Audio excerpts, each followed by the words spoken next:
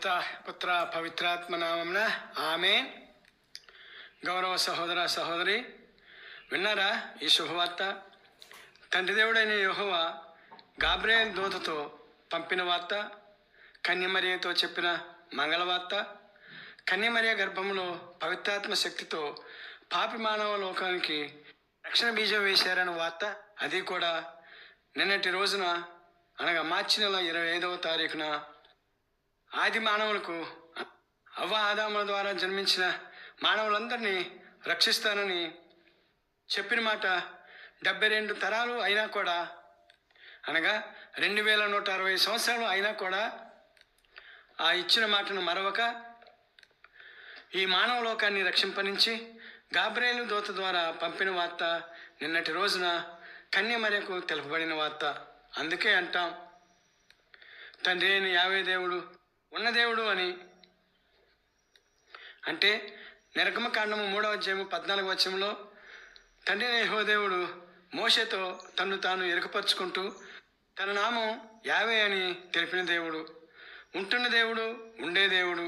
ద్వితీయోపదేశకాండము 32వ అధ్యాయము 39వ వచనం చెప్పబడినట్లుగా ఎన్ని తరాలు మారినా, ఎన్ని యుగాలు మారినా ఆడిన మాట తప్పని దేవుడు, చెప్పిన మాట నిలబెట్టుకుని దేవుడు. ఆది కాండము 3వ అధ్యాయము 15వ వచనం చెప్పబడినట్లుగా ఆది మానవునికి ఇచ్చిన మాటను, అనగా మొదటి మానవునికి ఇచ్చిన మాటను ఆది కాండము 5వ అధ్యాయము మరియు 11వ అధ్యాయంలో తెలుపబడినట్లుగా మానవుని రక్షణ కొరకై తన కుమారుని పంపుతానన్న మాట.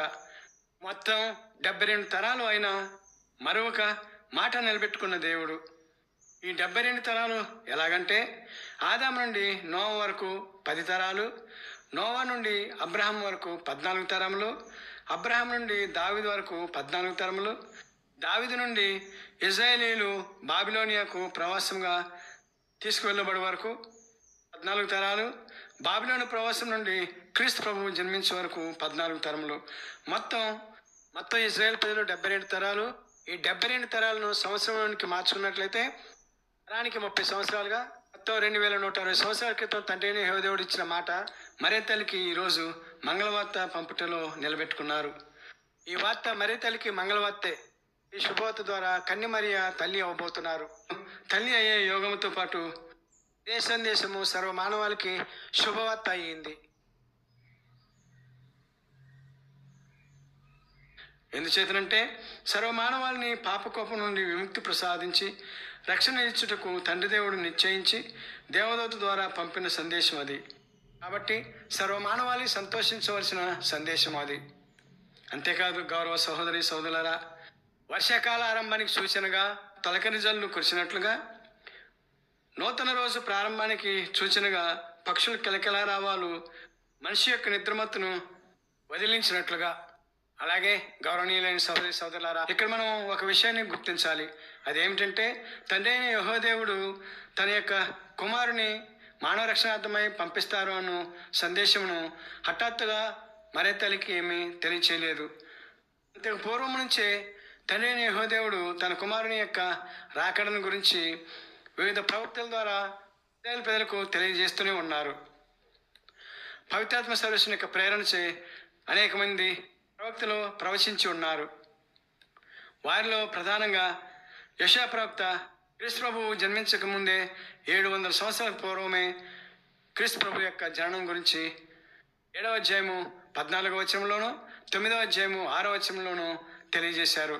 అదేవిధంగా మీకా ప్రవక్త 5వ అధ్యాయము 2వ వచనంలోను, హోషేయ ప్రవక్త 11వ అధ్యాయము 1వ వచనంలోను, ఇర్మియా ప్రవక్త 31వ అధ్యాయము 15వ వచనంలోను క్రీస్తు ప్రభు యొక్క జననం గురించి ప్రవక్తలు ప్రవశిస్తే, అంతకన్నా ప్రధానంగా ఏకంగా ఒక వంశాన్ని కూడా తన కుమారుడు జన్మించుటకు తండ్రి అయిన యెహోవా దేవుడు ఎన్నుకున్నారు. అంటే ఎంత ముందు చూపు కలిగి ఉన్నారు తండ్రి అయిన యెహోవా దేవుడు మానవ రక్షణార్థమై మనం గ్రహించాలి. గౌరవనీయులైన సహోదరి సహోదరులారా, అదే కూడా నీతిమంతుడైన అబ్రహాం నుండి ఇస్సాకు వరకు, ఇస్సాకు నుండి యాకోబు వరకు, యాకోబు నుండి యోధా, అటు తర్వాత దావీదు మహారాజు మొదలగు వారు వంశాన్ని తండ్రి అయిన యెహోవా దేవుడు తన కుమారుని భూలోకాన్ని పంపించడానికి ఎన్నుకున్నారు. అంతేకాదు గౌరవనీయులైన సహోదరి సహోదరులారా, పాత నిబంధన మరింక మనం కూలంకుషంగా పరిశీలించి చదువుకున్నట్లయితే పాత నిబంధనలో మొత్తం మీద 48 నుండి 300 పైచీలకు క్రీస్తుని జన్మం గురించి సువార్త వ్యాప్తి మరియు పునరుత్థానం గురించి లిఖించబడి ఉన్నది. అంతేకాక కొంతమంది పవిత్ర బైబిల్ గ్రంథ పండితులు పాత నిబంధనని ఆధారాలను బట్టి క్రీస్తు జన్మం గురించి పోలికలతో 13 కథలు రచించబడి ఉన్నట్లుగా చెబుతారు.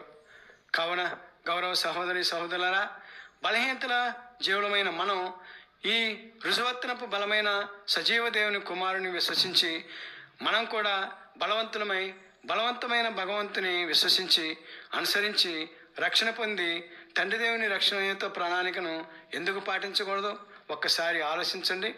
గౌరవనీయులైన సహోదరి సహోదరులారా, ఎందుచేతనంటే మానవ పాపములు తండ్రి దేవుని చేత పరిహరింపబడవలనంటే కేవలం మనిషి మాత్రమే పాప బలిగా సమర్పించబడవలను. ఆ కారణం వల్లే క్రీస్తు ప్రభువు జన్మించే పూర్వమే తండ్రి దేవునితో క్రీస్తు ప్రభువు ఎలా అంటున్నారు.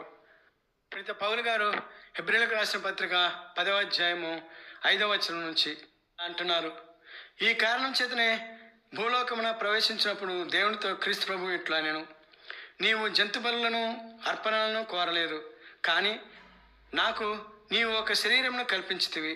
దహన బలులకును పాప పరిహారార్థమై అర్పణలకును నీవు ఇష్టపడలేదు.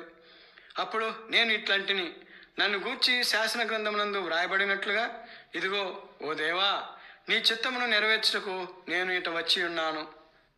క్రీస్తు ప్రభువు తండ్రి దేవునితో ఎలా అంటున్నారు, బలులను అర్పణలను దహన బలులను పాప పరిహారార్థమై అర్పణలను నీవు కోరలేదు, నీవు వానితో తృప్తి చెందలేదు.